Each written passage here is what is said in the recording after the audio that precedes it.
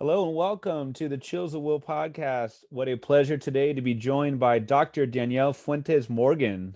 She is an assistant professor in the Department of English at Santa Clara University in Santa Clara, California. Go Broncos. I'm a class of 2003 alumnus. She specializes in African American literature and culture in the 20th and 21st centuries and is interested in the ways that literature, popular culture, and humor shape shape identity formation. In particular, her research and teaching reflect her interest in African American satire and comedy, literature and the arts as activism, and the continuing influence of history on contemporary articulations of Black selfhood. She has written a variety of both scholarly and popular articles and has been interviewed on topics as varied as Black Lives Matter, the dangers of the Karen figure, race and sexuality on the Broadway stage, and Beyonce. Her book, Laughing to Keep from Dying, African American Satire in the 21st Century, which was published in the fall of 2020 by University of Illinois Press as a part of the New Black Studies series, it addresses the contemporary role of African American satire as a critical realm for social justice.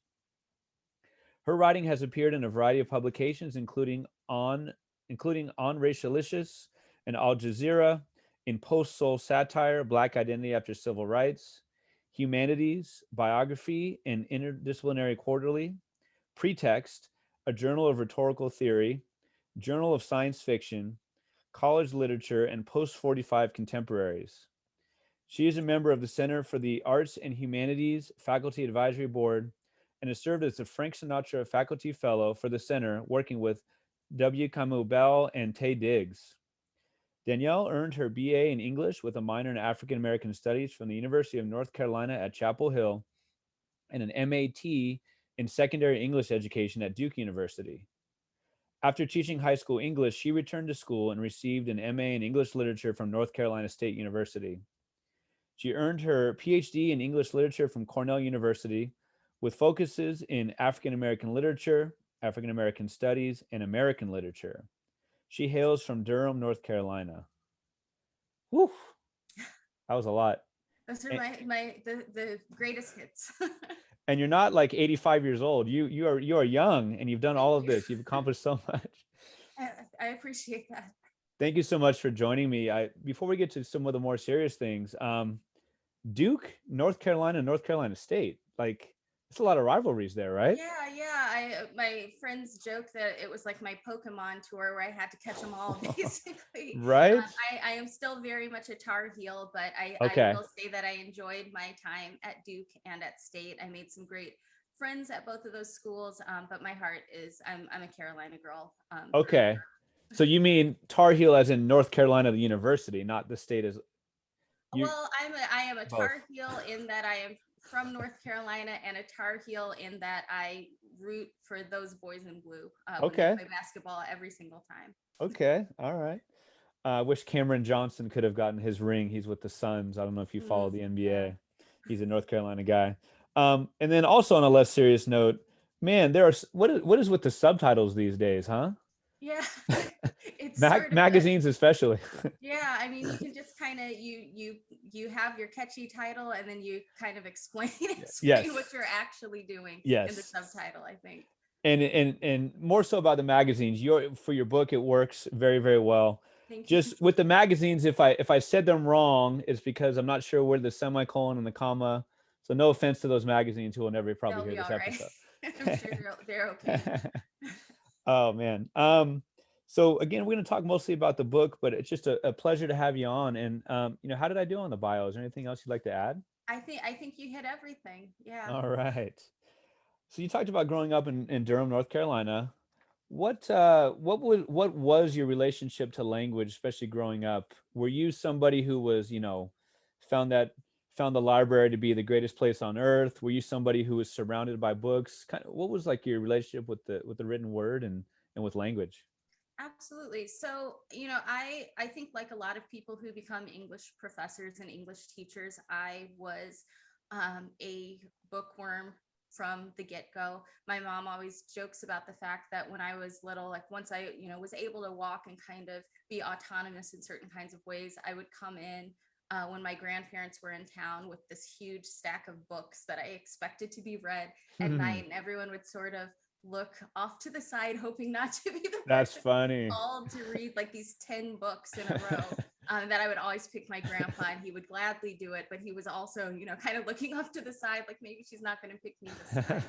But I was always interested in books. I was, especially when I was younger, I was kind of quiet in school, and so I think books offered me this opportunity for escapism and sort of thinking about different worlds and things like that. I love to write from, just kind of from the get-go. I've always been someone who enjoyed English classes, was always like way too excited in my English classes. The teachers liked me in English classes because I was, I had 100% buy-in with whatever we were doing. I was ready for it. I wanted to participate. I wanted to be in the classes. And so becoming a professor, becoming a high school English teacher first, and then becoming a professor, both of those felt like natural extensions from the kind of thing that I liked to do already. Oh, I love that image of, I understand it very well, as the parent and as the kid, like, Yeah. you gonna handle this one? Do you need to read 10 books in a row? Can we just read 2? Exactly. Yeah, That's and awesome. I've gotten it back very solidly with my 8-year-old. In particular, I have an 8-year-old and a 3-year-old. My 8-year-old is a voracious reader. She wants to read all the time, wants to be read to, wants to read to you, wants to share what she's doing. And so I'm like, okay, I get why it's a lot sometimes from the parent perspective. Like, I'm happy she loves it, but I also see like, oh, this is a lot of time to participate in your child's literary life. So yeah. Well, I think we both agree the library is one of the greatest human inventions. Right? Absolutely. Oh my Absolutely. gosh. What were you reading, whether in school or outside of school? What were some of those books or some of those authors who really drew your attention? As a child, I was really, and it kind of goes into the same sort of person I became. I was really interested in a lot of these novels about young adult novels about dreamy-eyed readers and Okay. writers. So, I That's so would, meta, huh? yeah, I know, right? Like, it becomes kind of like you are what you read and you read what you are, sort of thing. But I loved and still love Ponyboy Curtis Oh from The yeah. Outsiders. Oh yeah. That was this sort of critical moment. Anne of Green Gables. I remember my grandma got me the collection of Anne of Green Gables, the whole series, when I was in like 4th grade, and it was very sort of stereotypical that I was reading with a flashlight under my covers, and my mom would come in and be like, "You have to go to sleep. You have to go to sleep." Yes. But just loving Anne of Green Gables. I loved the work of Lois Duncan, who wrote sort of the young adult science fiction, horror fiction kind of novels that had, strong female protagonists, those kinds of things. And I was also really interested, and this is thanks to my mom, in trying to find some authors who were writing about African American experiences, young adult African American experiences. I feel really fortunate for my own children that today those novels seem to be getting a lot more shine than they were in the 80s and 90s when I was a kid. But my mom found a lot of them. I was reading poems by Nikki Giovanni. I was reading, what is her name? Eleanor E. Tate, who wrote like Thank You, Dr. Martin Luther King, and all of these kinds of books about young Black kids growing up. Those kinds of texts where I was able to see myself a little bit more. But generally speaking, the texts that I found in school were very interesting to me. But it was a lot of the things that I kind of encountered on my own that I think really started to grab me in that way. Sure. No, it's great to see like you talk about the difference between your childhood and I'm sorry, your 8-year-old, is it son or daughter? Daughter. Your daughter. That's right. You said she's such a voracious reader. The difference in representation. I've asked the question before of past guests, did you see yourself, your culture, your subcultures, all that makes up a person? A lot of no periods. Yeah. A couple no commas. Who are some of those who stand out for you as from the parent perspective? Who are some that you're really excited that your daughter's into or she's really into? Yeah, I mean, she's been reading some Sharon Draper, who I think is doing a really, really great job of talking about the kind of experience that young children of color and Black children and biracial Black children Mm, are experiencing and going through. I think that's probably one of her favorite ones. There's a it's a picture book, but we come back to it a lot with my 3-year-old as well. But I don't want to say his first name incorrectly. His last name is Steptoe, and his father was an author as well.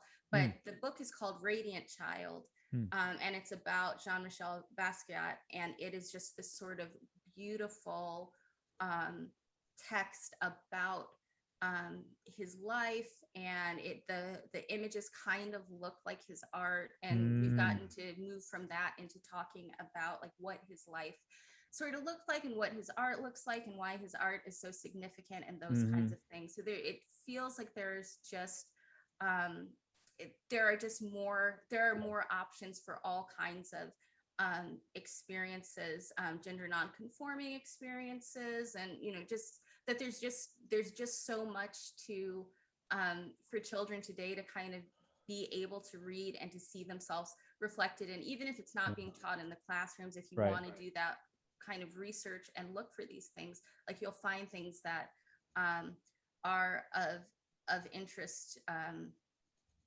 to your children. Mm, We also recently read, and I want to shout this book out for sure. My daughter and I just read the book Front Desk, mm, and let me see if I can actually find the author's name because I'd like to yeah. say it. Well, like you may have heard of this great author named Danielle Fuentes Morgan. She writes about kaleidoscopic, right? Right, Kaleidoscopic, and that's great that you're able to find such a variety in this day and age. Kelly Yang, Okay. who wrote Front Desk, which is this book. It's a young adult novel that my daughter and I read out loud to each other over the summer. Mm, I found it and picked it up, and I was like, oh, this looks like something she might be interested in. It's about sort of the Chinese immigrant experience in the early 90s, mm, told by this kind of, scrappy um, 10-year-old Chinese American girl. And my mm. daughter and I just both got so into it. Like we could not put this book down. That's And awesome. once we got about halfway through, I discovered that there was a sequel, and then there's going to be a third book that comes out. Okay. He was just, to see, one of the cool things about being a parent is seeing how reading about other people's Hmm. experiences,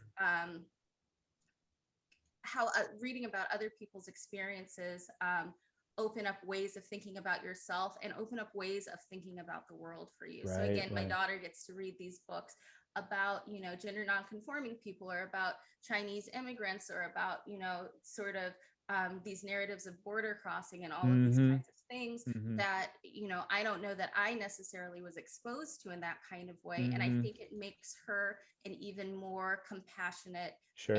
and sort of well-rounded person, and somebody who kind of gets the scope Right. um, of human experience in a certain kind of way. Hmm. So I'm grateful for that, for sure. It takes work to find all of these things, but these authors exist and they're out there, and I'm Sure. super grateful that they're writing. Oh, that's so cool. I feel like, again, like you said, if you were to do the work, you could find them in any era. But, even in our era, like if you were to ask our generation about immigration, you would think it ended in like 1900. So that's cool that Right. you're reading about the early 1990s, like you talk about Absolutely. with, um, like your Santa Clara colleague Ron Hansen. He had a book that he edited back in the day that was called "You've Got to Read This," Right. and that's so cool that you and your daughter are just like, when's the next one coming out? You've got to read this, sharing it. That's awesome. Absolutely. Yeah. It feels like such a privilege to have a kid who wants to read about people who are like her, and also wants to read about people Mm-hmm. whose experiences she doesn't know as much about, and wants to be able to stand and be an ally for people as Right. well. So I'm Exactly. proud of her. Yeah. Before we get to more modern, to more contemporary reading and stuff, Ponyboy Curtis. So did you get into that? Was then, this is now. I did. I do. I Okay. so Ponyboy is in particular in my mind, not to, make this whole episode about my 8-year-old, but my 8-year-old and I did just finish reading The Outsiders. Oh, wow. I debated whether or not to kind of introduce it to her early, but she was Yeah. so excited about the prospect. Yeah, And so yeah, we yeah. read it together and had these really thoughtful conversations about it. And I just got drawn right back in immediately to how much I Mhm. love the Curtis brothers, how much I love Mhm. T-Bit, all of these folks. Mhm.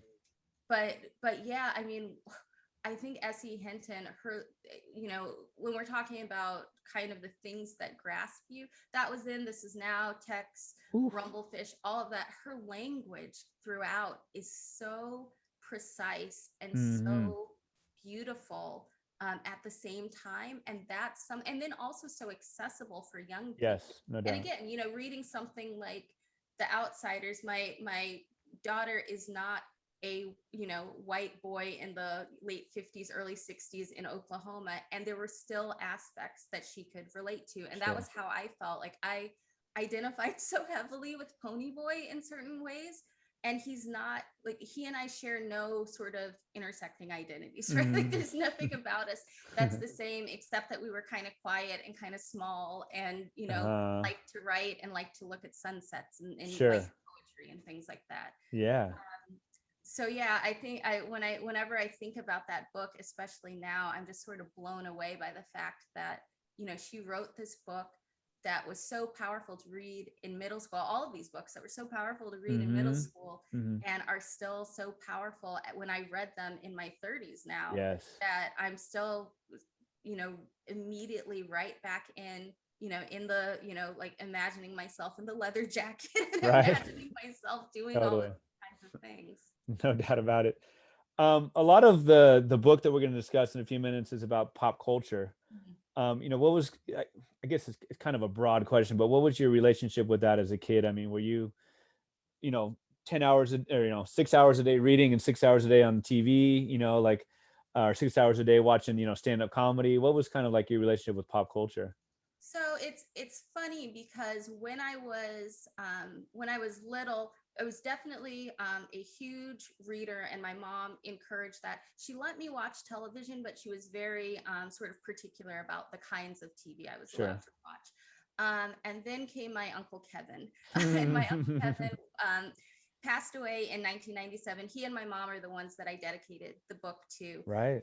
But my Uncle Kevin is my mom's big brother, and he had a much more liberal understanding of what I should be allowed to The watch. cool uncle. We all know Yeah, the cool uncle. absolutely the cool uncle. And Hmm.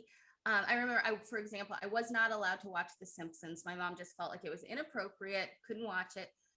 The 100th episode special for The Simpsons came on, and my uncle was there, and he just turned it on and let me watch it with him. And I remember my mom walking into the room and seeing me with my uncle and not saying a word.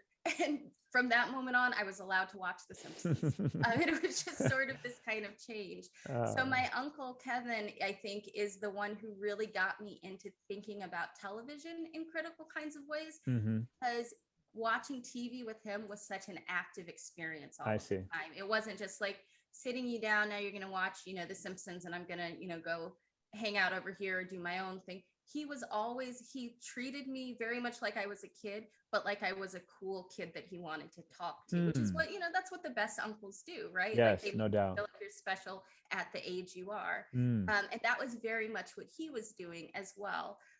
So he would show me, back when Blockbuster existed, we would go to Blockbuster and we would rent like the best of the Twilight Zone, or, these kinds of Uh-huh. episodes, or best of Eddie Murphy. And we would watch them together. With Eddie Murphy, he'd always, fast forward through some of it.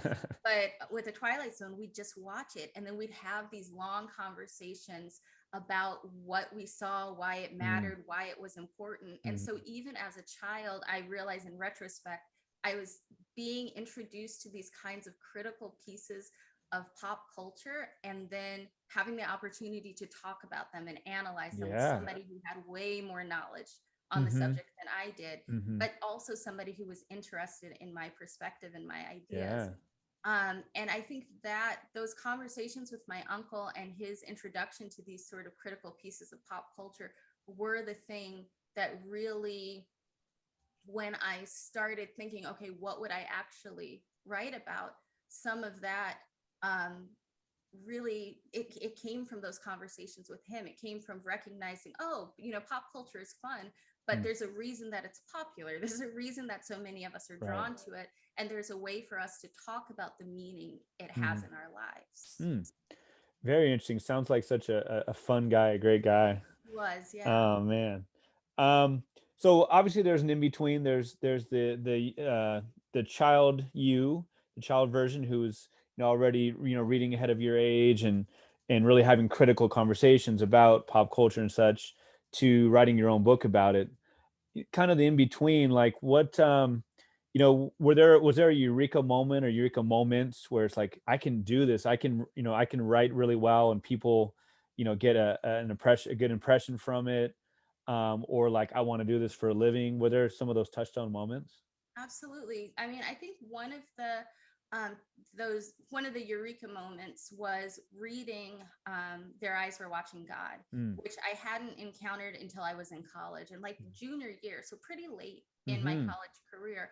I'd never read Zora Neale Hurston, but when I read that book, it felt like my eyes were opening. Like I for the first time really felt like I was reading a piece of literature that was about a Black woman, and that it provided so many different kinds of interpretations of who Mm. Janie was, what her experiences were, how we're supposed to understand her experiences. And that to me was a really critical moment of that was sort of twofold. The first was, why did nobody teach this book to me ever Mm. in Mm. my whole life, until I was, in my 20s at that point. But also, this book, by that time was, 80 or 90 years old, something like that. And I was kept thinking to myself, there's still so much that hasn't been said about this book. Huh. People have said so much about it, and they've said so many brilliant things, and the conversation isn't over. And when Hmm. I started thinking about that aspect of how conversations continue going on, and how we can participate in those conversations, that was really something that drew me in. Another point was when I was in grad school, when I was at Cornell.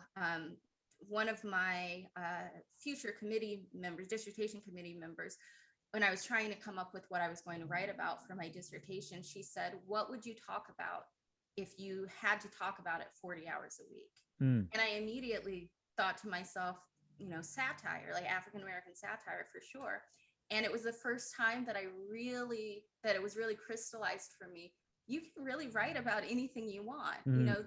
There's no parameters to that. You just have to write about it in a way that makes sense to other people, that's interesting to you, hopefully, and Mm-hmm. that also kind of creates a space for you, to continue having these sorts of conversations, and tying it into other realms and venues and all of these kinds of Sure. things. So, Zora Neale Hurston's "Their Eyes Were Watching God" opened up your eyes, pun intended, huh? Yes, Uh, absolutely, absolutely. in the book, in your book, obviously, you keep a scholarly, a professorial kind of distance from the material, but I love, there was one part where you actually were like, pun intended, Right. razor's edge, I think it was, or something like that. I was like, nice. That must have been kind of fun, right? It is, yeah. I try, I wanted the book to be taken seriously, so I had to sort of rein in some of my own personal inherent corniness. But Mm, where I could kind of let it slide a little bit, I tried to, for that sure. was pretty cool. That was pretty cool. In more contemporary times, as you've gotten older, you talk about Zora Neale Hurston. Oh, actually, little side note, you're probably the eighth or ninth person who has mentioned that book. Oh, I mean, nice. obviously, just even in a kind of a not backhanded, but a kind of more behind the scenes way. Scott Ellsworth has written a lot about the Tulsa race riots, but Mm-hmm. in particular, this book he wrote was about the first integrated basketball game in the South, which actually took place at Duke.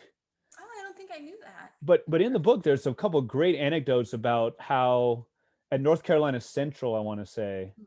either the old name or the new name, how Zora Neale Hurston actually interviewed for a job, and it was not a throwaway, but just kind of side, like not the main plot, but so interesting about how much she was her own person and didn't.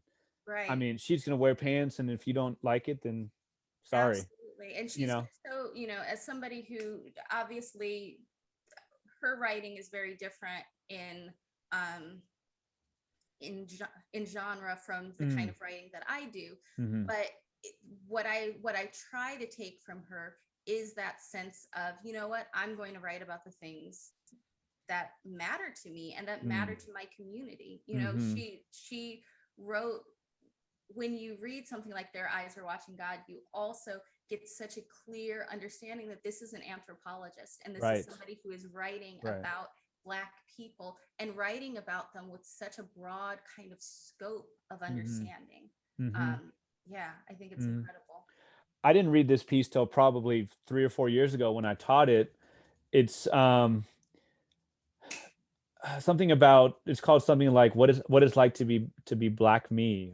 How it feels to be colored How, me. Yeah. yeah, and like it's so lighthearted, but also so tragic in many ways. Because to me, what I got from that was like, I'm cool. She lived in mostly a segregated area, African American area, and she's like, when she kind of like met the world, quote unquote, and found this racism, she's like, how do you not like me? Like, I love that part. right? Yeah, Do you that's know what me? that is. Like, how could like how can you not like me? I And so that quote was that very phrase sweet, but also very very yeah. sad. Yeah, that Yeah. she's just frustrated by it. That she's like I think she says she's astounded whenever Right. she meets somebody who is racist and doesn't like her. And I think that's a relatable in some ways, or Mm. certainly an identifiable kind of feeling. And again, it's the beauty of Hurston's language that she Sure. says it in this way that's funny, but also like it hurts to hear that at the same Hmm. time. That's a very hard thing to do. Right.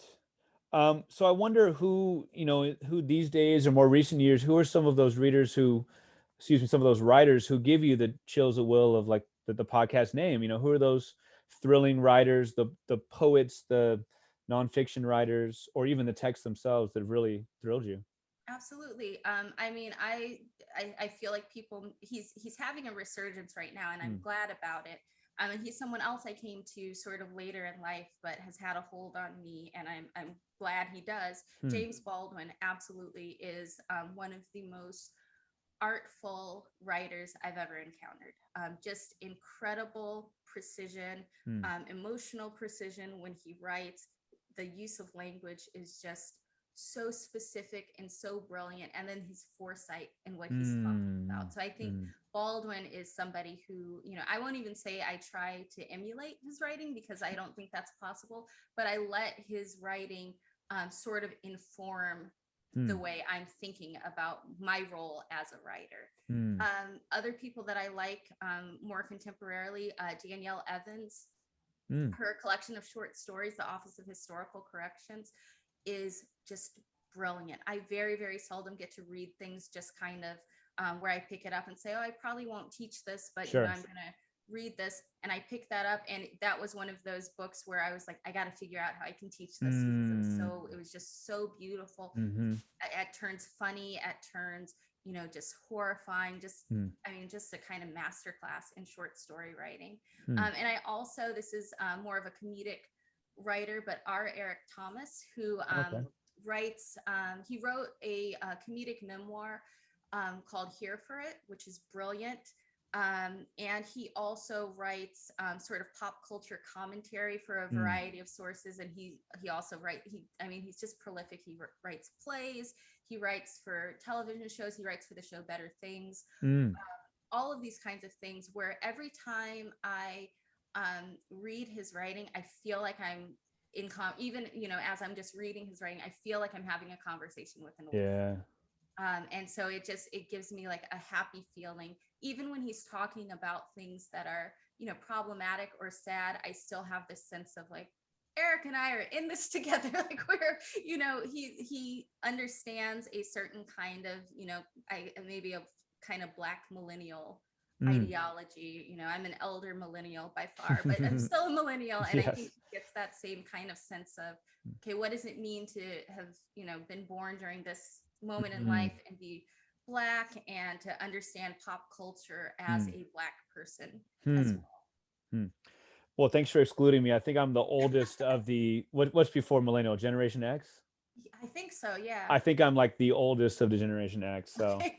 I can't. I wish I guess I wish I were a millennial. I don't know. I always wanted to be Generation X. So Okay, we can switch. Yeah, right. yeah, we're in it together. Now you taught high school for a while. Is that I correct? did. Yeah. What were some of the works that really spoke to your students?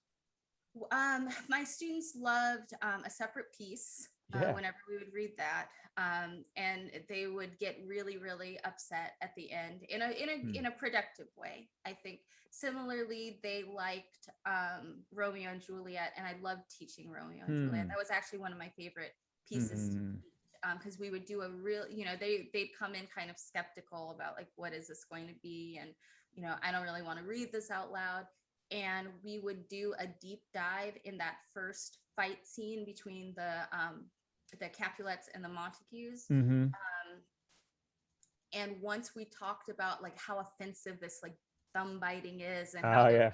trying to like negotiate the law, then they were, and then they see like that, basically Mm, all hell breaks loose sure. as these kids are fighting and that they're young. Yeah. Then they've got a sense of buy-in and they'd be Mm, much more engaged. And God bless Boz Lerman for making the Leonardo DiCaprio Claire Danes version, because students yes. were always really interested in that Yes. when we could play it, if we were allowed to play it. West Side Story, and Mm, so even as a high school teacher, I was always trying to like wrap in the kind of mm-hmm. popular culture Right. commentary as well, at least showing them clips of things, if not showing them the full movie once we were done. But yeah, Amen. Romeo and Juliet is still one of my favorite things to teach, even though I don't really teach it in college anymore. Hmm. So some of the recent social media conversations. So you're on team Boz Lerman. Oh, Team, absolutely. yeah, right. How do you not? I Absolutely. don't understand. You don't like that one. Yeah. I Yeah. mean, there's no Mercutio besides Harold Perrineau. Right. Like he's Right. Mercutio. He Right. was brilliant. I actually watched the movie again recently just because of all of the social media commentary, and I was like, I wonder if this holds up. And when I got to the end, I was like, Yeah. it holds up. Like It holds up. this is a masterpiece. It There's no really better does. Romeo and Juliet. Y- It's so smart. Yeah. What was the line? You do you bite? Do thou bite thou thumb at Yeah, do me? you Something bite that your effect. tongue at us, sir? And then Oh. I do Do you bite bite? my I do bite my Yes. tongue, but I do not bite it at you. Something like that. Yeah, that whole thing. It's so funny and ridiculous. And as an adult reading it, you're like, this Mm, is exactly how teenagers are. Of yes. course this happens. Like, of course it happens. Of course it all falls apart. I think it crystallized for me when I had another teacher who I really respected talked about like she really hit the angle of like how ridiculous that love affair was, like that, the teenage like I'm in love with this person, we'll never ever be apart, just falling hard in love. Because I mean, how long is that play takes place over, such a short period of Yeah, like time. a week or something like that. Right. Yeah, yeah, Right. exactly. The poet Natalie Lima was on recently, and we were talking about a separate piece. She was right. It's kind of like it's not the canon necessarily. It's like maybe a little bit below, Below the right? scope, Or right? Yeah. but what a great one. I enjoyed it so much. So did, and the name is escaping right now. Did he mean to hit the tree branch? Do you think? So I still I still debate this, and I think, Yeah. and I can't remember his name either. It's been so long since I've Uh, taught it, but I think he meant to hurt him.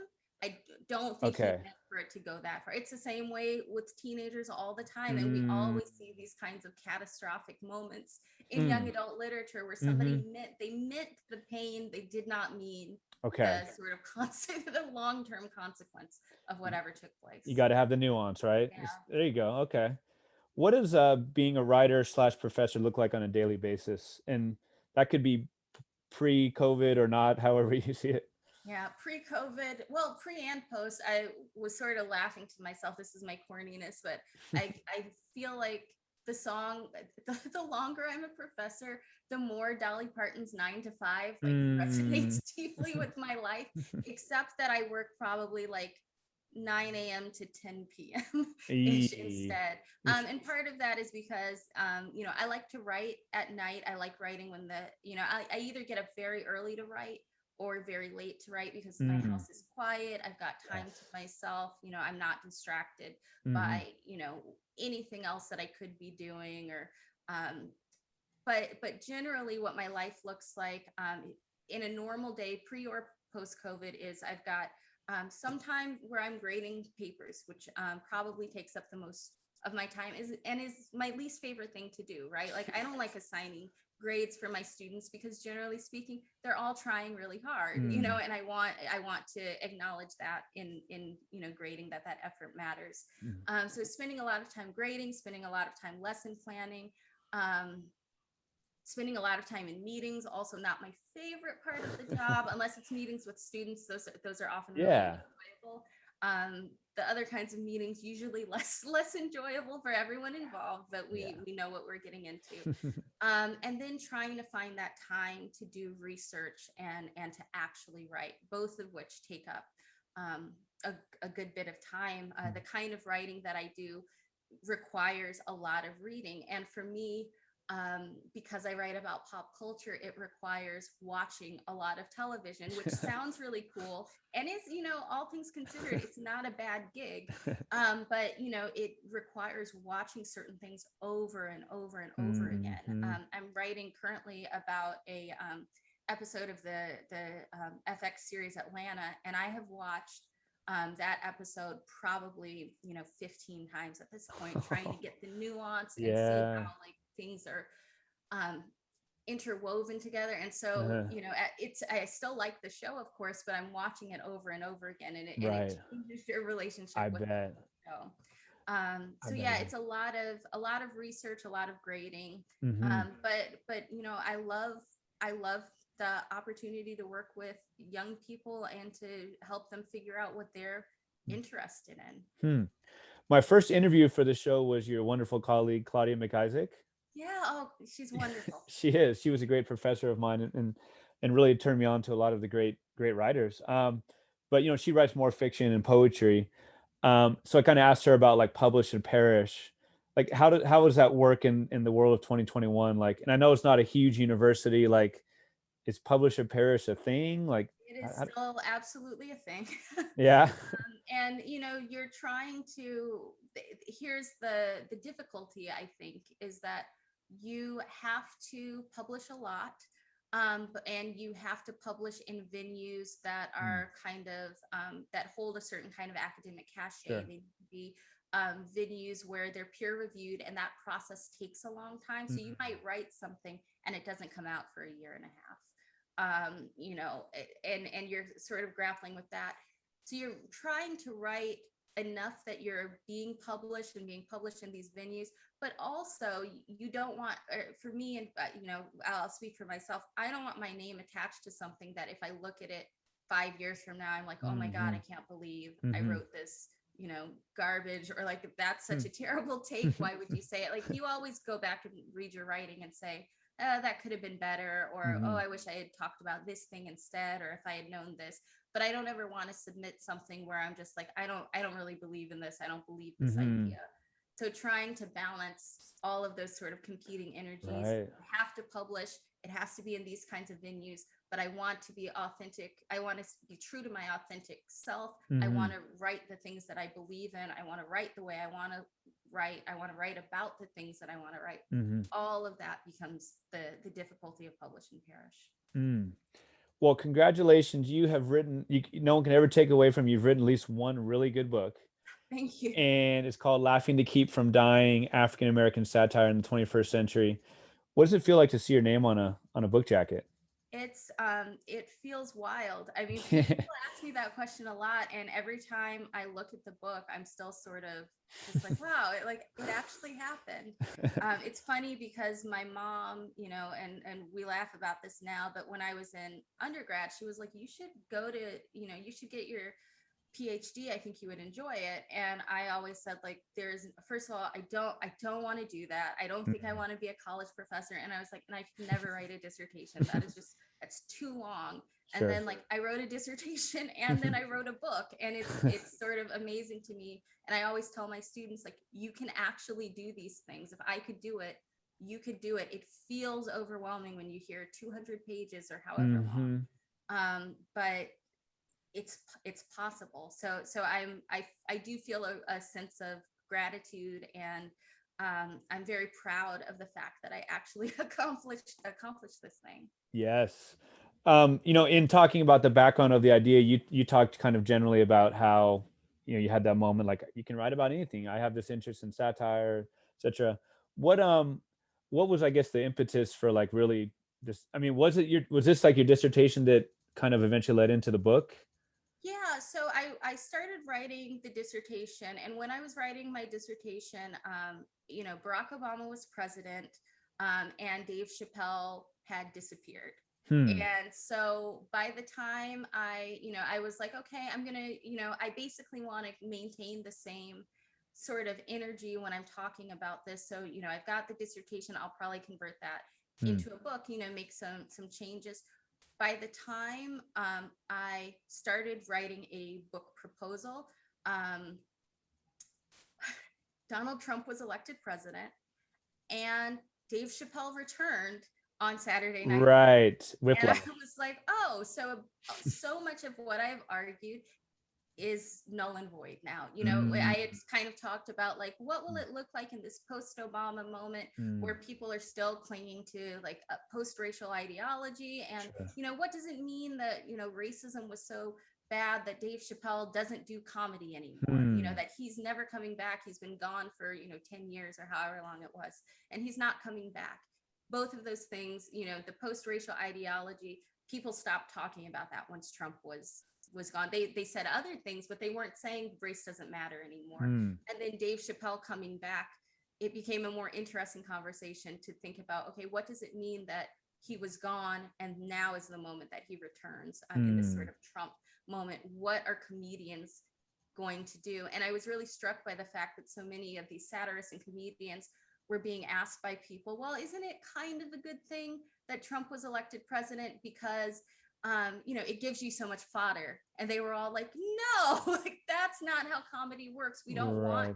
We don't want dystopia so that we can make jokes about it. We talk about dystopia when it happens, but Hmm. that's never our, we're not like, oh, I hope, the terrible thing that we said we didn't want to happen actually happens. Hmm. Um, and so yeah, it started as a dissertation, but I had to undergo all of these kinds of transformations and revisions Wow. to make it something cohesive and meaningful in the time that it emerged. Wow. Yeah, people talk about such a journey of a book that is not obviously not an overnight thing, and for you to Right. have to add this different things and change and transition, wow. Yeah. But it's out there. But it's out there. But it's Yeah. out there. When I for my high school students, when we talk about satire, I always differentiate it from parody, right? My understanding, parody is more just I'm going to imitate, I'm going to make fun just for the Right. sake of making fun. And satire has some sort of ethical pull on it, right? Right. To change behaviors, Jonathan Swift to, all the modern ones we talk about today. You define it in your book. Well, you describe it as, satire is not merely an attack. You write later, it's a genre based around processes of witnessing and remembering, particularly within the African American traditions. Um, I guess the question about satire, like what is the expected result of satire, or what is the anticipated result, or what is the desired result? Right. And this is actually a question that I am still sort of grappling with in the context of the 21st century, Hmm. because a lot of what we've seen in the past is satire that really has this kind of political um, sort of thrust with it, where a lot of the satire prior to the 21st century is advocating a very clear outcome. In Hmm. the 21st century, I think especially with millennial satirists and Generation X satirists as well, Hmm. but with millennial satirists, that there's this kind of sense of my goal is for you to be shamed, Hmm. to feel that Hmm. to feel your sense of culpability. And I'm also saying I'm not going to teach you what you need to do. I'm not going to Hmm. solve the problem that you Hmm. Hmm. and I think that's kind of the goal. The goal for a lot of 21st century satire, especially in African American communities, is to say, like, I recognize who is at fault here, and I'm not Hmm. going to let you pretend that it's me anymore. Hmm. When we talk about in the 21st century, a lot of this satire really having this kind of goal of creating space for all of these different kinds of ways of being Black. When I talk about kaleidoscopic Blackness, Hmm. that becomes the goal, to say, I am no longer going to allow you to say that Blackness can only be this one thing or these two things. Instead, I'm going to say that it's all of these different things. I'm going to be the kind of Black person I want to be. And I'm going to also say, and you're at fault for always saying that this wasn't really Black, or this isn't what Black people do, Mm-hmm. or that Black people only do this thing, or even that Black people who do this one thing are bad Black people. So it becomes this interesting tension in thinking about how identity is being talked about by other people, and then how identity might be talked about by members of that community. Right. The inter versus the intra. Right. And I mean, repetition, you use the simple strategy of repetition, which works very well in the book in some parts, where you say, like, you talk about, and it's obvious, or it should be obvious to any thinking person, any person who has any idea of history, but you say race is not the problem, racism. Right. It's like, okay, I get that. And then repeating it, it's like, yeah, it's like, it's like Robin Williams with Matt Damon and Good Will Hunting. Right. It's Yeah. not your fault. It's not your fault. I know. And it's like, yeah, and again, it's such a simple idea, but it's one that obviously people will often see. People white people, privileged people, whatever, will say, race is the issue. No, it's racism. Right. You, Exactly. you make that very clear. In other ways, you talk about satire. Within the African American traditions, you write about it alone is not able to enact justice, and that it does, like you just kind of said, it asks the audience to determine what's next. You talk about it being reparative, not retributive. Mm-hmm. Um, and then I want to ask you about the title. You make, most people know about the laughing to keep from crying, but you extend it to laughing to keep from dying.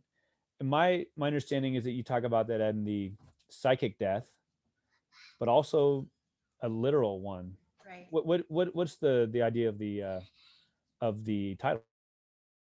So one of the things that the title is meant to evoke is that kind of extension from Langston Hughes and others who have talked about laughing to keep from crying. And thinking about it in the 21st century, I kept thinking about the fact that there are so many different ways to die right now, that it feels like, you can die that sort of psychic death, but um, you can also be sort of put in this situation where you're concerned about death at the hands of police brutality, or at the hands of racist violence from other enactors. That you can be sort of that we see Black people experiencing higher levels of mortality in healthcare, Mm, with mental health and all of these kinds of questions, and that laughter has always been a way to mitigate that, mm, to sort of assert that you understand who you are, and that you have a sort of in-group knowledge that other people don't have. And so when I think about laughing to keep from dying, I just wanted to make it very overt, because I think in the 21st century, we have the venue to really say what's happening. We're not, people aren't only crying, they're dying out here. And I think that that's critical. And I do think that's what so much of the satire of today is talking about. It's really talking about these life or death scenarios, and it always has been in African American satire. But in the 21st century, I think people are being really, really explicit in saying that's what they're talking about. mm-hmm. So the book is basically, there's an introduction and there's 4 chapters and a conclusion. You get that Mhm. correct, right? In the introduction, you write about, quote, the laughter inspired by satire opens up space to acknowledge kaleidoscopic blackness, the multiple autonomous ways of being Black that prevents psychic death, as you were talking about, or being objectified and flattened. It is in this revelation of kaleidoscopic Blackness through a satirical reading of racialized expectations and stereotypes that uncovers the potential of Black interior space. Black interior space is a common theme that you come back to, along with the kaleidoscopic Blackness. Um, you also write, and this is one of the few times where you put in I in the book, I believe. But it's I can tell from a college professor, the idea of like your thesis statement, and Right. here's what I'm going to prove, right? quote, I reject the assessment of the contemporary era as having lower racial stakes than the past or no racial stakes at all, arguing instead for a sense of what I term laughing to keep from dying. As a satirical articulation becomes more overt, so does the potential danger, either physical or psychic, waged in response to the satirist and their in-group audience, which is what you pretty much just said. You know your stuff, I and then believe in that I think right around that area too, you use the Audre Lorde quote about the master's tools are never the ones to right, dismantle the house. right. Um, so post-racial and even post-black come up a lot. What do you? I think most people understand post-racial, and you describe it very well in the book. What does post-black mean? You talk about it in a couple different ways. What does that mean in terms of how it's explained in the book? Sure. So it's, a lot of people do define that differently. But what I think about when I'm talking about post-Black is a kind of sense that's slightly different from post-racial, which is this idea of sort of pressing against these sorts of articulations of what Black identity is supposed to be. Mm-hmm. That there was this moment where people were saying, I'm going to articulate my Blackness differently, and so I'm moving post-Black. I think that what many people were responding to that, myself included, is that this idea of post-Blackness isn't really useful because being differently Black with scare quotes around that Mm. is still being Black. That if you are a Black person and you are doing something, then that is your articulation of what Black identity looks like. Mm-hmm. And so sort of moving away, a lot of what I hope that the book illuminates is moving away from these kinds of binary definitions of like, this is Black, but this is post-Black, and instead Mm. saying, okay, this is why my understanding of kaleidoscopic Blackness is very helpful for me, is that it's all of these different ways of seeing the idea of Blackness, as opposed to saying it's either this or that, or it's this Mm-hmm. but not that. Mm. And so opening up in the 21st century all of these different ways of understanding Black identity is really helpful as a theoretical frame, but Mm-hmm. also as a way of affirming the lived experiences of Black people in the 21st century. Hmm.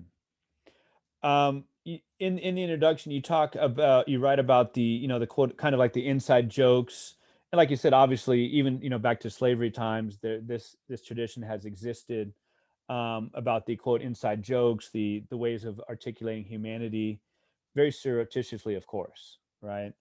You move on a little bit to like the minstrel shows, and I that's one of those where your book is so good. I really want to read more about this. I have a basic idea of like how, especially in recent years, there's been a re-examination of like minstrel shows and blackface, and right, as far as like from the African American perspective, like how much of this was like, yes, I'm doing this, but I'm winking the whole time, right? Or people who were lambasted for like being you know um for being Uncle Toms, as they might say, Right. right? Where they were more crafty and cunning than we've given them credit for. Is Absolutely. that safe to say? I think so. Yeah, and I Mm-hmm. do think that there's been a re-examination of it in the 21st century in particular, that we're starting to think, okay, well, people had limited options, and certainly they played into those limited options. Mm-hmm. And where many people used to view that as a sense of like, oh well, they just sold out, they had Sold limited out, right? options, so they didn't care about their communities, they didn't care about the harm they were doing. Mm-hmm. It actually, there's certainly a reading available to us where a lot of those folks were very aware of what they were doing, and their Black audiences were also very aware of what Mm. they were doing, and there was a sense of um, that this was allowed, right? that Mm. that you were on the stage dancing and singing these sort of minstrel songs for money, but your Black audience knew that you were kind of getting over on the white people who were Mm-hmm. buying into this. Meanwhile, you're, kind of skirting around the topic that Sure. allows your Black audience to understand this is all bogus. We Mm. know we aren't like this. Look at how Mm-hmm. foolish this white audience is Right. for paying you to fulfill their stereotypes. Right, right. Very interesting.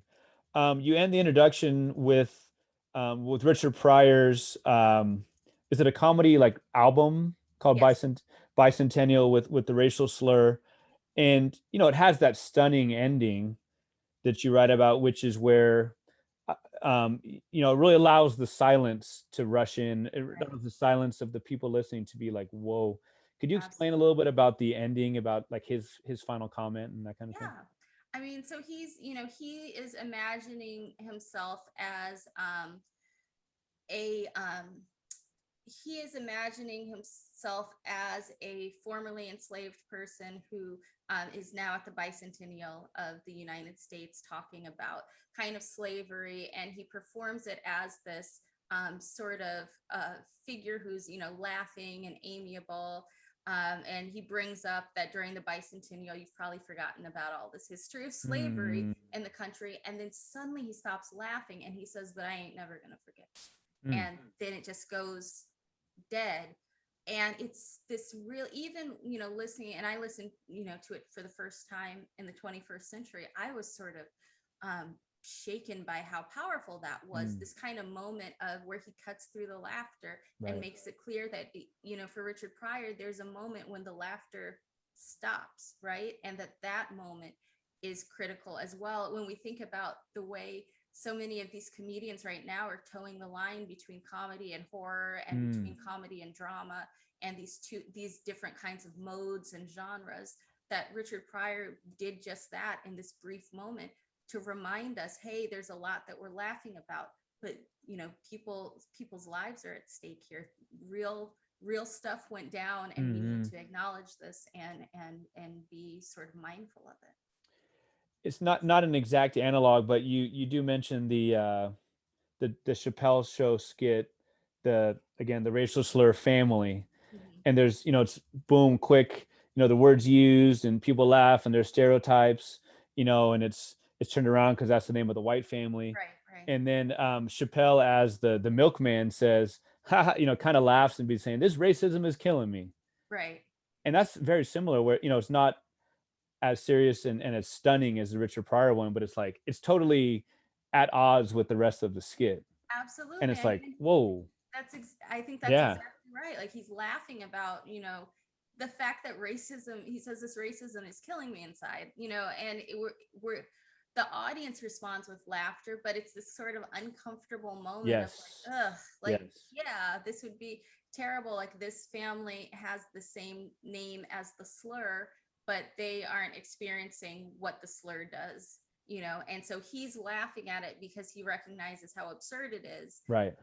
But also he's laughing at it because he recognizes what that word means if it were being waged at him. Right. And it's also like, I mean, obviously the show is a lot about him, but he's playing a character, Right. but it's also like, I guess, it's breaking the fourth wall, right? Absolutely. Oh Absolutely. man. Chapter one, the storm, the whirlwind, and the earthquake, slavery and the satiric impulse. And you deal with, I think mainly you deal with the former slave Jordan Anderson. Hmm. I'm not sure to pronounce the name, Damali Ayo, That's it. Yeah. right? And she's like a performance artist. Is that the best way to describe? Yeah. Yeah. Uh-huh. And then Django, Hmm. done by Quentin Tarantino. So have you heard of the Stacks podcast? I'm not sure if I have. It's another like it's a great book podcast, literary podcast. And the woman Tracy who does it recently interviewed Quentin Tarantino. Oh, He has a book out, and I saw that. Yeah, I saw he came right, out. and Yeah. she doesn't make it easy on him. She asks him the tough questions. I will have to check that out for She asks him the sure. tough questions because I guess starting with Django, you describe very well that to in it. I'm oversimplifying, but he's Tarantino through Django is basically perpetuating the stereotypes, Right. right? You make the good point that Kerry Washington's character doesn't really get much voice. Right. The women are pushed aside. He's an exceptional male, right? Right. He, not the rest of them, they weren't able to do anything, Right. but he's stronger, he's tougher, Yeah, through you sheer know, will. Right. through sheer will, right? And you write very well about the idea of respectability politics and that kind of thing. And then of course the Christopher Waltz character is like, I guess, a protagonist, or he's Right. the hero, or at least 51% of the hero, that kind of thing. I remember watching the movie in the theaters and I was like, just the cartoonish violence, right? Right.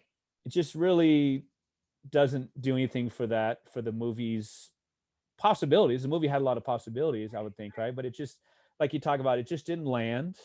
Um, when it's like the last scene in Scarface, in Django, where it's like, come on, really? Absolutely. Absolutely. And Tarantino, as not having the African American experience, maybe it wasn't important to him. Maybe he thought he knew what he was doing. Where did Django miss for you? Oh gosh, that is a big question. Take an hour, but Yeah, I mean that could be a whole episode on its own. But I think that for me it was just, and I think this is, I am, my opinion of Tarantino kind of varies from film to film. I think a lot of Mm, people feel similarly yeah, about him. And in Django, I think he succumbs to a lot of what I view as his biggest shortcoming, which is that he prioritizes violence and sort of the violent imagery over his role as storyteller. sure. And so there was so much that felt kind of disjointed and that really essentialized how special Django was and how special Mm, Christoph Waltz's character right. is as well, um, to the um, disadvantage of everybody else who Mm-hmm. exists in that Mm-hmm. movie. Especially, watching as a Black woman and seeing Kerry Washington, who I liked very much, in this kind of underwritten, objectified role. Mm-hmm. Um, it's just troubling when there was so much more that could be done. And as I mentioned in the book, we see them ride off, into the sunset together, but like to go where Mm. and for what to happen next. And we see, that they are, that they're Von Shafts. So we presume that they end up okay, and that they're going to, that they are, Tarantino makes them like the forefathers uh, of of Shaft. But yeah. like, to what end? My question was all, while I was watching it, is like, and this is the problem I think sometimes with studying pop culture. If I watched it just as like, I'm here to see blood and guts, sure, it's a great Uh-huh. movie, but the context of slavery can't just be plot contrivance. Mm. And I see that from time to time, where it's um, disturbing to me that it becomes used symbolically in ways that aren't particularly sophisticated, Right. when we haven't grappled with it as a country in a sophisticated way yet. Sophisticated, right? I just said, that the movie did see, had a lot of potential. Did it have a lot of potential, or was like the premise flawed from the beginning? You write about how you really tried to avoid the what I call like the specter of slavery, but you couldn't with Right. our history, etc., and the connections to even today. Was was the premise of slavery, of this renegade slavery, was that just disease from the beginning? I don't think necessarily so, but I don't think that Quentin Tarantino was the person to tell it. Right, right. And I think that's the bigger piece. I mean, I think when we're talking about like the blood and guts of slavery, for example, I think that, using slavery as the blood and guts kind of motif, Mm. that somebody who does something like that, Octavia Butler has already done that in Kindred and done it really well. Hmm. And those kinds of narratives that really can focus in on the violence of slavery while talking about the humanity of enslaved human beings. Mm. That's what we need, um, as a country, if we are going to have these kinds of conversations. Even Key and Peele, who are doing this comedic effect, have always talked about slavery and have done so with, with humor, but in a way that really, really underscores that the enslaved were people. I don't Mm. think Quentin Tarantino was as interested in that, because he's Mm. never really interested in the humanity of the people that he's Sure. describing in any, even, Pulp Fiction, which I still like Yeah. very much. um he's not talking, it's not about like the humanity, it's Right. about kind of these plot moments and, Hmm. sort of, putting all of this plot together, making this plot cohesive in a certain kind of way. Mm-hmm. So yeah, I think that there's value in talking about slavery, but not as plot contrivance. Right. Right. You go back to, right after slavery was abolished with Jordan Anderson wrote To My Old Master. Was was he literally asked back to work for his former master? He was, yeah, the Wow. audacity. Yes, Wow. he was, yes. Wow. So you quote his letter, which is, just purely artistically is incredibly well done. Very, I guess tongue in cheek, but he really indicts his master, obviously, not too hard to do, but through the really clever wording, without emotion, really, understatement. And I'm always such a big fan of understatement because you, as the listener, the reader, you fill in the rest, Right, right? And so he writes things like, I have often felt uneasy about you. right. Yeah. I guess so, yeah. Right. And even assuming that the former master understands, he writes something about, you could understand how my daughter would not be safe. Right, I'm paraphrasing there. And that obviously, I mean, that's brutal, as you wrote about. That probably refers to rape, that refers to, these horrible conditions. And that there's the in group that you're talking about there would definitely understand it more, but the out group would too, including the master, and he'd have to say, well, yes, like, what's he gonna do, lie about those things? right, I mean, he knows, at least in his heart. right. And, I mean, even if he mhm, lies about it to other people, he mhm, can't lie about it to, right. like, he Uh-huh. knows, Hmm. and if the conversation is at least ostensibly between the two men, he Hmm. knows exactly what Jordan Anderson is talking about. He Yes, knows yes. exactly what's taking place Hmm. on his plantation and Hmm. why Jordan Anderson would say, I don't think my daughter's going to be safe. I can't have my daughters in an unsafe environment. Hmm. Yeah, that's like what, like times a million. That's like the old like, what, bless your heart kind of thing. Like, Absolutely. I mean, it's so it's not what I perfectly mean. done. Yeah. Exactly. um Ayo writes or does this performance art, how to rent a Negro. What was the venue for this? What was the media? How did she present this? So she has the book, but I believe she also, the way it really started traveling was that she created a website Yeah, that's what it was. Yeah. with and she like put signs up around town. And what's shocking, it's or not shocking, but what happened Hmm. was that people were calling in to this going onto the website and calling the hotline Hmm. to rent a Negro. Um, both willing to pay, in fact, for this, and also to tell her that she was the real racist for doing it. So Right, it's right, right. kind of binary response of Mm. either people being like, yes, I totally would like to rent someone, or else being like, how could you, this is horrible, you're worse than anybody for doing something like this. And I love the kind of the bravery of doing something like that, but also the way it allows people to indict themselves Hmm. in their response to this, instead of kind of understanding that the work itself is a piece of performance, and what the performance reveals, people's own responses kind of fill in for them. Right, right, right. Quick time out here. I'm enjoying the heck out of this. How are you doing on time? I'm doing okay. Thinking what, maybe another 10 to 15. I think that works. Yeah, and Okay.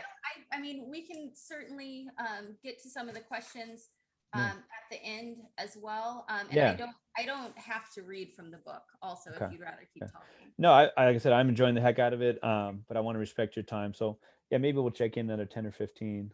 That sounds Like, good. if okay. Um, so so using the chapter one with the ugly history of slavery, chapter two is called "Race is Just a Made Up Thing: Abject Blackness and Racial Anxiety." You write very well about how race is both meaningful and meaningless, how it's everything and nothing. And so, speaking of performance art, we had Blackness that was put up on eBay, like, Yes. as in the same way you'd put up your book or your Nintendo system, um, as if it's something external. You quoting you saying different from black interior space. Right. How did that one go over?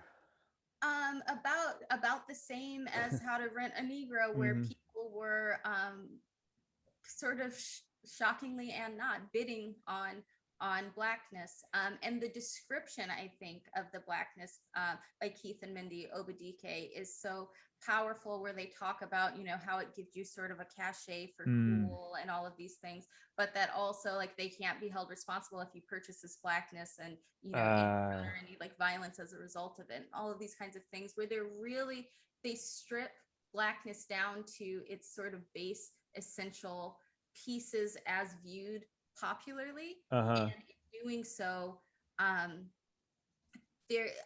think it's holding up a mirror to the people who want to consume it, because why are people actually willing to bid on this? What do they think they're going to gain Sure. from sort of participating in this kind of way? And it's just, once again, it's just this sort of brilliant way to highlight our understanding, or our kind of surface level understanding of what Black identity is. Right. Talking about surface level, you write that chapter 2 deals with, quote, works that reveal the potential psychic trauma experience when Black interiority is disallowed. Right. Right. You talk about Precious, the movie, and then Push was the book that was, I guess, 13 years before it. I haven't seen Precious. I have ideas of it from, hearing people talk about it and how it's been illustrated on the screen or whatever. And it does seem like most of the talk is about physical things. Right. She's big, those type of things. And you write about the difference between the two. They're not exactly the same. Right. And some of the issues where you feel like there was a great spot for this satire to work here in this way, and it didn't quite do that. Right. Was that again a situation where it's like, dang it, like it kind of just missed, like it had so much potential, it had a good setup, but it just missing these things. Yeah, I mean, I think the book does a much better job of kind of addressing some of these issues, but this is the difficulty of using actual people's lived experiences as sort of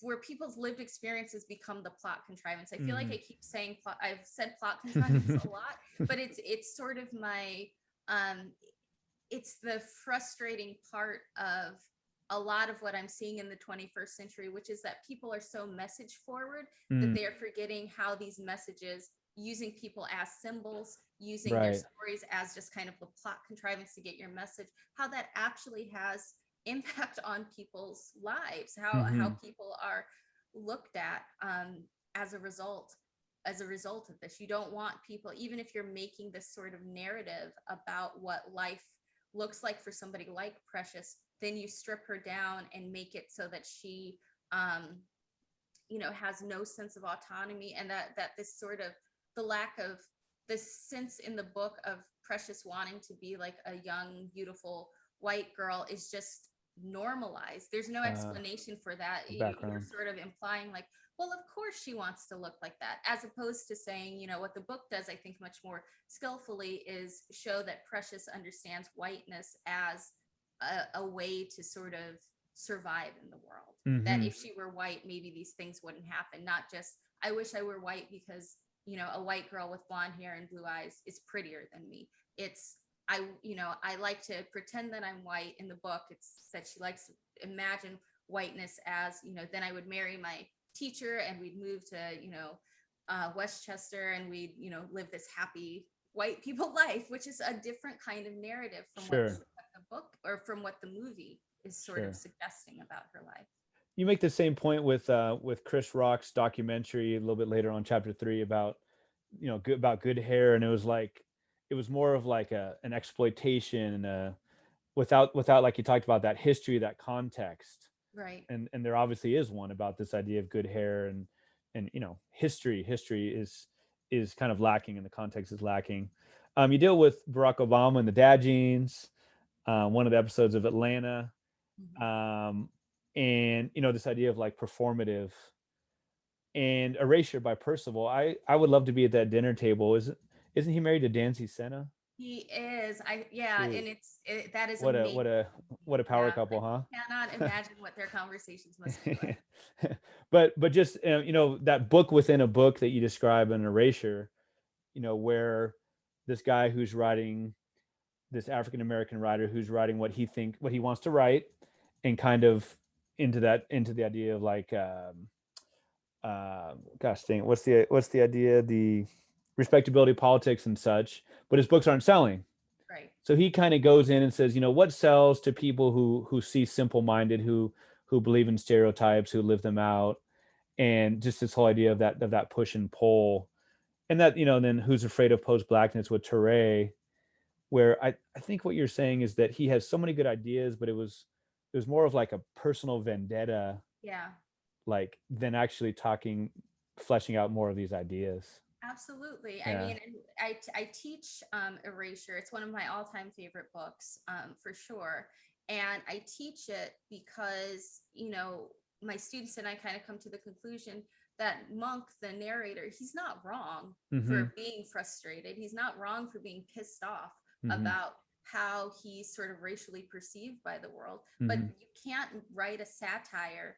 You can't write something and then claim that it's satire afterwards. Like that's not how satire works. Satire Mm-hmm. has to have that intention at the front. And if his intention is just to vent, to air his Right. grievances, Right. that's not satire. And Sure. that's fine, but you can't be, upset. You can't be upset in the way Monk is upset when you write something and people think it's sincere and then they Mm-hmm. take it as sincere, Mm-hmm. especially when you're already upset that the world is racist, that these folks are going to read it and be racist in their understanding of this as a Black experience. Right. That's a good transition into chapter 3, which is based on the classic Chappelle Show skit, "When Keeping It Real Goes Wrong: Vulnerability and Satiric Misfires." The You were talking about like, well, just the idea, the connection I'm making is that Chappelle had that Pixies skit where I don't know if it was actually that skit or another one where he felt like, hey, wait a minute, this guy's laughing too hard. This white guy's laughing too hard at the joke, not laughing with, but laughing at, Right, right. like kind of like laughing a little too hard type of thing when it's something that was, supposed to be very satirical. And that's in many ways what led to him saying, I'm not taking this contract, Right. the whole deal. Right. So this idea of keeping it real, Leslie Jones did it with different success rates in Saturday Night Live. You wrote very well about her having the double bind, if you will, of being an African American woman and judged even more harshly. And even Chris Rock, he has that infamous or famous stand up from the 90s about the difference, the Right. Black people versus slur. And you really made me, look again at that skit. And it was really interesting how you wrote about how he has looked back on that and said, I'm not going to do that anymore. Right. Right. I'm not going to do that anymore. And a lot of this chapter is about who's the joke for. Right. Right. You write about in group, out group. For Chris Rock to do that skit, even with a mainly or purely African American audience, he said it would be problematic. Right. But even more so when, like you said, people aren't watching it 100%. They're over here, they're playing cards, they're doing this, they're on their phones. Well, not on their phones at the time, but you know what I mean. Right. And They're just sure the they're idea, watching it now on their phones, right? Yeah. right? Just the idea of the in group and the out group. And I don't really know where I'm going with this, other than I was one. This idea of the in group and the out group. Leslie Jones, was her mistake in that first Saturday Night Live skit where she basically was saying like, "I need a man." I would have been great in slavery times, right? Right. Was her mistake that whole line? Was her mistake that it wasn't enough nuance? Was her mistake that it was that mixed audience? I think, and I love, let me say again, because I had such a hard time critiquing Leslie Jones because I Right. really, really love Leslie Jones. But I think that the mistake was not having enough time in the space of something like Saturday Night Live's Weekend Update to Right. to fully flesh out the joke so that we Mm-hmm. could have that sense of buy-in. And then also the space of Saturday Night Live, which is so overwhelmingly white and Mm-hmm. so overwhelmingly sort of influenced by Lorne Michaels, of course, that it felt like it was shocking, and not in the way people wanted it to be shocking, because people didn't know Leslie Jones well enough at that No. point. And so when you hear it, you're just like, who is this and why are they saying this thing? but she is, she was right when she said, if one of the Black male comedians had made this joke, you all wouldn't have said anything. And I do think she's right. Yeah. That if, Chris Rock had made that joke, and part of that is because they're men, part of that is because they were more famous and powerful than her. And we would have, been like, oh, that's very risque. That's very this, that's very that. So it's, and it just speaks, I think, once again, to the kind of inherent danger of, or the inherent risks of satire that are, felt even more intensely by women a lot of the time. Right, right. Chapter 4, how long has this been going on? This thing, centering race in the 21st century. Talk about Get Out, Yeah. which is very recent. You talk about Insecure, which is very recent. Obviously there's only been 21 years of this century. Get Out obviously was a game changer in many ways. Yes. I hear horror movie and I'm just like, no, I'm not going to see it. Just no. Right. And obviously it's a different type of horror movie. It's got its gruesome parts, but it's not that type. But Right. obviously just in an artistic way, just incredibly well done. Incredibly well done. But you write about how you connect that with some writing from Bell in 1992 and just the permanence of racism in a racist society. Again, even like with at the end of the movie when there is safety in what way? Right. If even these supposed white liberal educated people have these problematic, to say the least, attitudes and actions, there's a little bit of pessimism there, but there's also the optimism there of um the paradigm is shift. There's more of a center of Chris, his story, etc. What was your, before you were going to write this book, or maybe, I guess maybe that was concurrent, were you able to watch Get Out with just not the doctor attached to it? Were you able to just watch it as a fan before you No. started? No. Okay. Not at all. I mean, as soon as I first saw the preview, I thought to myself, and this was after my, I had graduated and I had just started at Santa Clara, and I saw the trailers. I think it was that summer, maybe right before. I can't remember quite when. But I remember thinking, I have to see this, and I am 100% going to write something about this. And I watched it with some of my, my colleagues at Santa Clara, and we were all just like sort of electrically buzzing. Yeah. When we left, we were just so blown away. And I came home, and my husband wasn't able to watch it because he was watching our oldest daughter, who at the time was very small. And I was like, I can't talk now, but I have to write everything I remember. Yeah. Or before it's over. And then I was like, and you have to talk to one of your friends and find a time that you can go and see this movie, and I'll stay home with her, and you go and see the movie. And then I need to talk to you about this. And like I just wrote everything I could, and I loved it so much. And I felt absolutely like it was this kind of game-changing moment. Right. What an incredible first sort of film debut for Jordan Peele, who we all knew from Key and Peele as like this funny, smart, funny guy, to take this kind of just brilliant psychological horror. Psychological, right? Yeah. Yeah. And you write very well about Insecure. You describe it as kind of like personhood without this respectability politics. You write about how important it is that it's Issa or any of her friends, they're not the Black friends, they are within Black friends, and that allows obviously so much more autonomy. The idea of just because the boyfriend is a nice guy, which means he doesn't have any malice, doesn't necessarily mean she needs to settle for him, that kind of thing. And just the idea of regular Black people living life is how you write it. Right. They're outside the white gaze. The Black women have agency. And then you write about how Issa and Molly, their relationship is really like the love story, if you will. They're platonic. Their friendship is what really drives the show. Absolutely. I mean, I think that we all care about, who they're going to end up with, or, how their relationships work out. But, my heart is following, how that friendship continues to play out when they have a fight and they don't talk to each other. That's heartbreaking. When they come back together, that is, that is rewarding in a certain kind of way. And I think that the series is so smart to remind us that like sometimes your soulmate, or maybe one of your soulmates, but possibly your Hmm. soulmate is in fact your best friend, and Hmm. that that's not a bad thing. That doesn't mean that aren't having like a fulfilling romantic life or a sexual life or whatever, Right. but that might be that might be your person. Hmm. And I think that's important to see, especially for sort of Black women who are finding their way in the world in their late 20s, early 30s, which is what we're seeing here. Hmm. The last, or the conclusion, is Black futurity. I don't know how you pronounce it. Futurity, and the That's right. future of African American satire. And we talk, Chappelle. I'm a huge fan.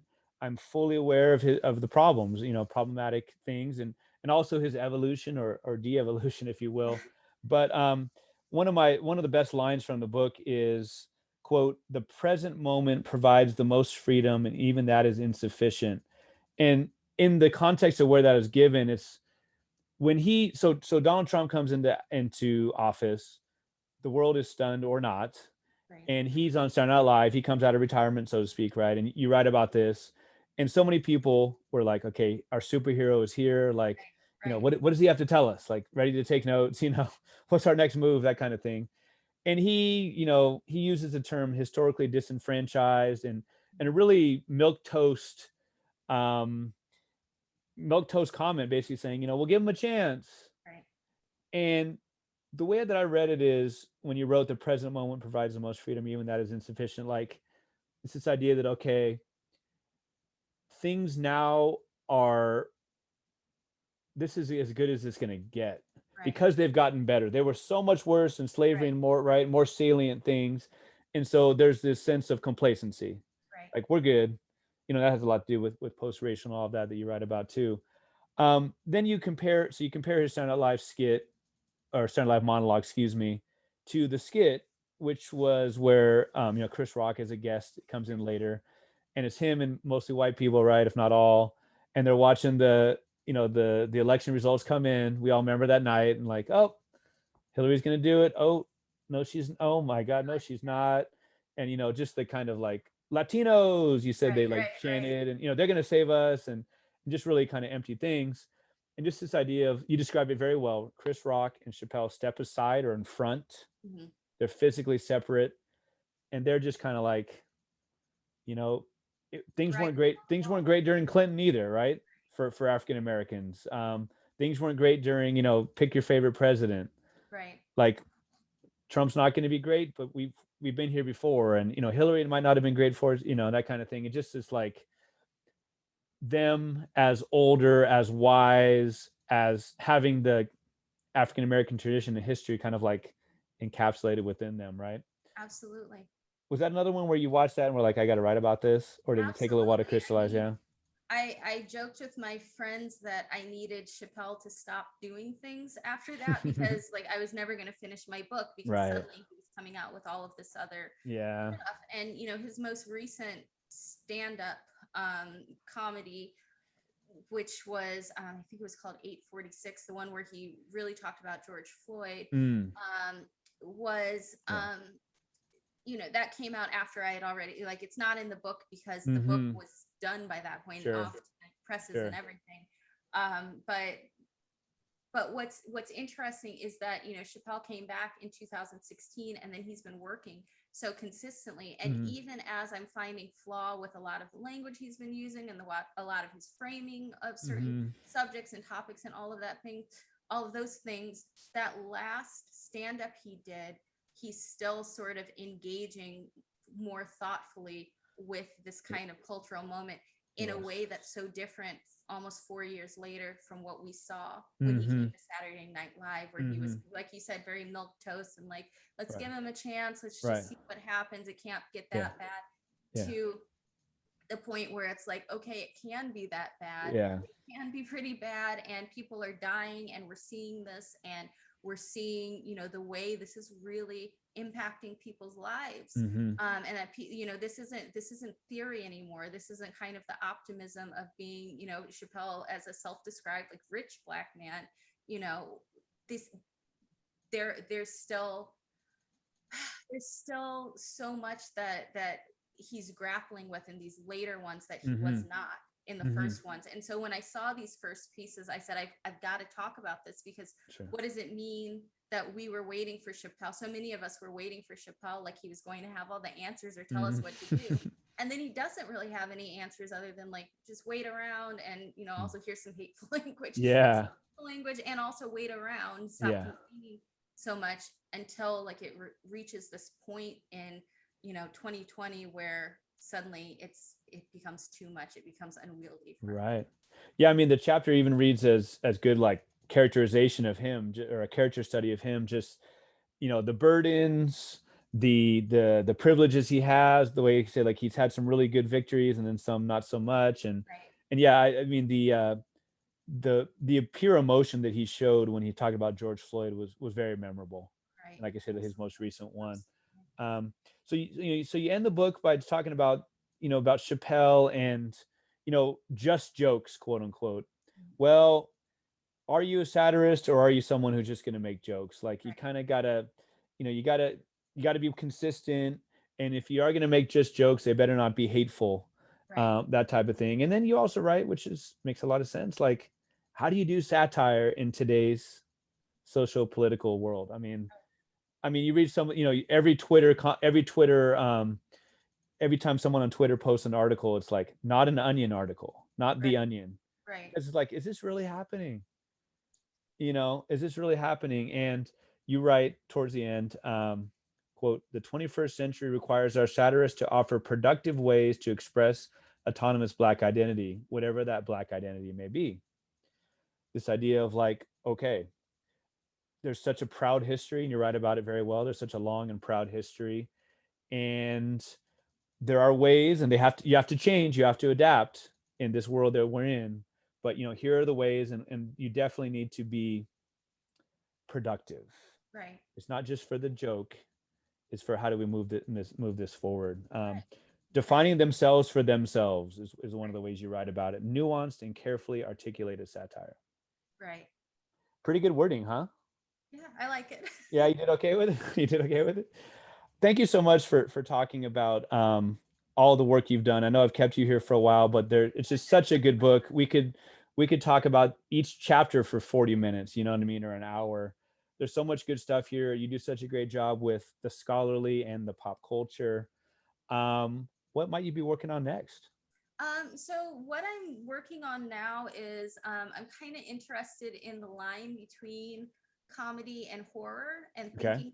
thinking about that final question, like what is satire going to do next? Mm, What does it mean to be a satirist in the 21st century, especially as I'm seeing a lot of comedians moving into horror? Like Chris yeah. Rock is going to be in the next Saw movie. What? I know it's wild. Jordan Peele is doing all of this horror stuff now. Uh-huh. Um, Dave Chappelle with that most recent stand-up special where he's not focused on making us laugh. He's just Sure. kind of talking Yeah. to us. Yeah. So what are comedians doing now? And Donald Glover certainly with Atlanta. Like, what Mm, does it mean that this is a funny series, but it's not only supposed to make us laugh? The mm-hmm. resurgence of the Twilight Zone, all of these kinds of things that Right. I'm noticing. So, what does it mean in the 21st century to Right. do satire, especially as we're not as concerned always about people just laughing? So is Donald Glover a better rapper or actor? I Rapper or writer? I like him. My heart is with Donald Glover on Atlanta because I Okay. just think that show is so brilliant, and I Yeah. think that cast is just so stacked. Right. I am always tweeting about Brian. Oh my gosh, now I suddenly Brian forgot his Tyree name. Henry. Thank you. I can't believe I forgot his name. It was From your book. I knew it under from the your book. pressure of I the knew it from your podcast. book. I forgot. Yeah. Yeah, Brian Tyree Henry. How much I love him. I think he is probably the greatest actor of my generation. I think he is Wow. absolutely brilliant in High praise. everything I've ever seen him in, and I'm so happy that he is on. Um, that he's on Atlanta, and he has a Broadway background. He was in the Book of Mm, Mormon. I did. And so he's got my heart for that reason as well, because I'm Yeah. a huge Broadway nerd. And so, yeah, I just love seeing all of these folks on a screen, and I hope we get to see them again because it's been a very long time since they've been Yeah. working on the show. But yeah, my heart's with Donald Glover on Atlanta because I love Atlanta so much. Nice. So I'm gonna have you back when you write the sequel, or Sounds when good. you write the compendium, the Part addendum. two, yeah. Ready part two. Thank you so much. It's been a pleasure talking to you. We have the Broncos in common, and I really appreciate you. It's so cool to be able to hear, inside the writer's mind and My the pleasure, background. absolutely. Thank you so much. What a pleasure it has been to speak with Danielle Fuentes Morgan on episode 76. You can now subscribe to the Chills at Will podcast on Apple Podcasts, and please leave a 5-star review. You can also ask for it by name using Alexa and find it on Spotify, Stitcher, and on Amazon Music. Follow me on Instagram where I'm at Chills at Will Podcast, or on Twitter where I'm at Chills at Will PO1. That's the number one. While you're there, also follow Danielle Fuentes Morgan. You can watch other episodes on YouTube. Watch and subscribe to the Chills at Will podcast channel. And please subscribe to the YouTube channel and podcast while you're checking out this episode. This is a passion project of mine, a DIY operation, and I'd love for your help in promoting what I'm convinced is a unique and spirited look at an often ignored art form. The intro song for the Chills at Will podcast is Wind Down instrumental version, and the other song played on this episode was Hoops instrumental by Matt Whitehour. Both songs are used through archesaudio.com. I'm excited to share my next episode with Adam O'Fallon Price on September 7th. Adam is the author of much great work, including the 2020 Edgar Award winner, The Hotel Never Sink. I hope you can tune in. For now, thanks again for listening. I hope that these quarantine days bring you texts by writers with mad skills like Danielle Fuentes Morgan, whose work gives you chills at will.